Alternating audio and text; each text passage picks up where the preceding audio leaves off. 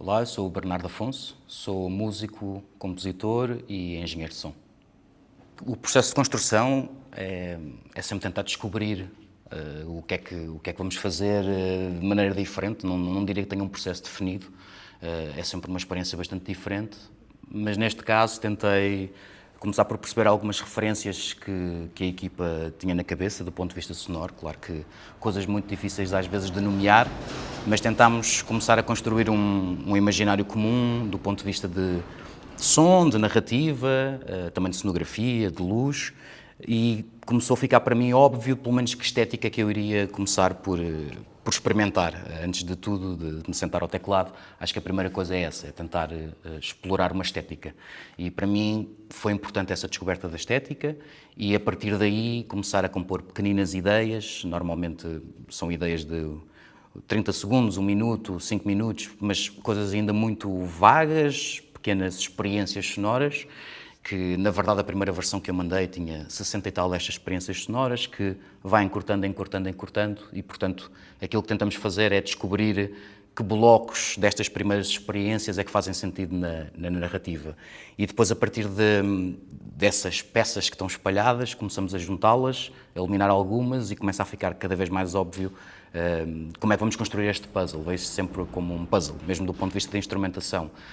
Sabia, por exemplo, no início deste processo que iríamos usar muitos sintetizadores, por exemplo. Então comecei a tentar arranjar blocos de sons de sintetizador que pudessem dar uma coerência narrativa sonora. E pronto, acho que parte do processo de composição e de criação para um espetáculo é mesmo isso, é arranjar ali algumas ideias que ressoem em nós e depois a partir daí é muito fácil, que acho que é a fase na verdade em que nos encontramos. Temos ideias em excesso, mas parece haver já um fio condutor bastante óbvio, ele começa a surgir, não vale a pena planear demasiado. E pronto, acho que é este o processo, é tentarmos descobrir conjuntamente o que é que podemos transpor da narrativa e das mensagens secundárias que queremos dar com o espetáculo, como é que podemos transpor isso para a narrativa sonora. A nível de referências, percebi desde cedo que isto não iria ser um espetáculo clichê em relação ao aborto, ou pelo menos não queríamos ir para um lugar previsível ou seguro. Uma das frases que a Sara disse logo na primeira reunião e que eu anotei e lembro-me várias vezes dela é alguma coisa como: eu não tenho nostalgia pelo passado. E apesar de nós falarmos de coisas que se passaram de facto há alguns anos e estamos a falar de muitas coisas que pertencem em certa medida ao passado, não queríamos transpor para a estética sonora esse imaginário. E portanto para mim foi óbvio que a partir desta indicação, não é? A partir desta ideia de que nós não estamos especialmente preocupados em contar apenas uma história do que se passou, mas sim contar uma história que se continua a passar e que, portanto, é uma história presente e futura. E, portanto, aquilo que eu percebi desde cedo é, ok, a composição tem que refletir isso. E, portanto, em vez de ir por elementos mais clássicos, se calhar instrumentos acústicos ou orquestrais ou piano, tentámos ir por um lado exatamente oposto, entrar pelos sintetizadores, por algumas batidas digitais, por alguns imaginários sonoros mais associados a coisas futuristas ou pelo menos atuais e não tão associados a um imaginário mais passado. E, portanto, para tentar forçar essa relevância atual deste tema e de que não estamos a falar apenas de uma coisa que ficou perdida no passado. Acho que quando começa um processo de composição é sempre quase como ter uma página em branco e, portanto, é não ter muita vergonha de partilhar essas ideias com as pessoas, porque há ali coisas que são completamente, diria até ridículas ou que não fazem sentido. Mas às vezes muitas das certezas que temos do que é que vai ser o som de uma coisa ao início, tenho quase certeza que pode ser por aqui. Depois não são as ideias que na verdade ganham mais tração. Eu lembro-me de um exemplo curioso neste processo de criação em que uma ideia marginal, daquelas que eu se calhar noutro contexto poderia considerar ridícula, mas que pus lá um som de sintetizador meio estranho, portanto nem sequer é muito musical, mas deixei aquela ideia ali quase como se fosse depois descartá-la e num ensaio, creio eu, pusemos aquele som e a Sara e as restas das pessoas na sala gostaram bastante de como aquilo soou, conseguimos associar logo a uma cena que estávamos a trabalhar e, portanto, conseguimos fazer com que uma ideia que à partida seria ridícula ou que seria deitada fora, ali naquele caso ganhou uma importância grande na construção da cena e eu até diria depois na construção da própria banda sonora, porque foi uma ideia marginal que desbloqueou uma linha de pensamento e que na verdade depois foi transposto para outros momentos a nível de sonoridade e a nível de sentimento, se quisermos. E portanto acho que é por aqui, também na sala de ensaio, a tentar pôr assim muito baixinho uns sons e ver se desperta alguma reação das pessoas que estão a trabalhar. Acho que é por aí que eu depois também começo a selecionar internamente, ok, estas tentativas aqui não funcionam, vamos por este imaginário. E depois, claro, as músicas que ficam... Músicas não serão músicas convencionais, mas, portanto, estas paisagens sonoras, se quisermos, começam a ficar mais limadas internamente. Eu começo a triar, começo, de facto, a eliminar ideias, mas as ideias que ficam também começam todas a guiar por um universo um bocadinho mais comum. A partir do momento em que eu, na sala de ensaios e por algum feedback a partir de versões que vou partilhando com a equipa, consigo perceber que há coisas que ressoam mais com as outras pessoas e, portanto, trabalho depois nesse sentido, versões atrás de versões, até termos aí sim um número mais reduzido de possibilidades, mas que são possibilidades todas elas muito limadas e onde nós podemos depois, consoante a evolução do texto também, adaptá-las ao que é necessário para a cena. Quando comecei a construir as músicas, portanto, as primeiras ideias foram logo... eu saía dos ensaios, portanto, os ensaios acabam no final da tarde, e na verdade estava com a cabeça a fervilhar de coisas que ainda estávamos a discutir, não tinham nada a ver com som. E vou apontando no meu caderninho algumas frases soltas ou algumas ideias que eu acho graça quando estamos a discutir o que é que vai ser o espetáculo, ainda numa fase muito preliminar de planeamento. E depois, quando vou para casa pensar nessas ideias, na verdade tenho um teclado à frente e começo, neste caso, e por isso é que eu disse também que nem todos os processos são exatamente iguais, mas neste caso, como eu sabia que ia ter uma banda sonora essencialmente sintetizada, que ia passar muito pelos sintetizadores, nos primeiros dias também eram coisas muito vagas e aquilo que eu comecei por fazer foi construir sons de sintetizador que me permitiriam estar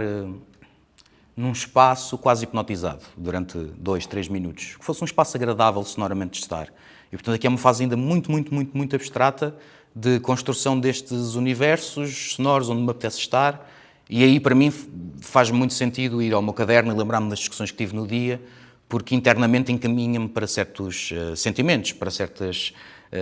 zonas que eu sei que o espetáculo vai ter, apesar de ainda não, nesse momento ainda não há palavras. Claro que depois há aqui um trabalho que eu acho que é conjunto, não sei até que ponto é que as primeiras ideias que foram ouvidas, neste caso pela Sara, que depois começou a escrever o texto, claramente já a tentar com algumas partes destes ambientes sonoros, claro que depois as coisas vão-se sempre influenciando e não é possível traçar aqui um caminho de quando é que se alinharam, mas acho que é esta magia de ir partilhando coisas abstratas que naturalmente começam a ficar muito concretas.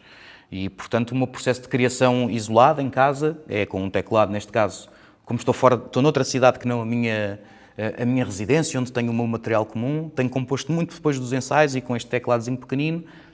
com a maravilha que os computadores hoje em dia permitem ter um sem número de sintetizadores à distância ou virtualmente, e não preciso aqui ter as máquinas reais, mas tenho construído então muitos sons de sintetizador e a partir destes sons de sintetizador depois começar a construir algo mais próximo das canções, para que depois possamos com esses elementos todos, e esses elementos serão sons sintetizados, arpeggiators, sequencers, pads, todo o tipo de imaginário de sintetizadores que quem possa conhecer um bocadinho mais de sintetizadores sabe que existem e que são trabalhados. E depois sim começar a acrescentar alguns pormenores de percussões, de linhas de baixo, até algumas partes mesmo assumidamente melódicas e aí já no ponto de vista de canção convencional, para ter estes elementos todos e depois invariavelmente desconstruí-los outra vez de acordo com o que cada cena precisa. E portanto o meu trabalho é muito estar em casa e pensar, ok, agora tenho sons de sintetizador construídos, ao fim da primeira semana vou criar linhas que sejam marcantes e daqui a 2 dias vou pensar em linhas de baixo e daqui a 3 dias vou pensar em linhas em elementos de percussão. E, portanto, é ter algum trabalho metódico e disciplinado do ponto de vista de arranjos e do que é que as canções podem precisar, mas depois, volto a dizer, é um bocado mágico, porque depois das conversas, depois de perceber como é que o texto vai para um certo sítio, depois de perceber alguns pormenores que compõem uma peça de teatro, portanto, algumas piadas, alguns exemplos, alguns dilemas, isso inspira-me depois brutalmente para, não sei, mas se calhar estar a pensar nesses tópicos enquanto estou a tentar criar melodias, Por exemplo, eu sabia que este espetáculo ia ter,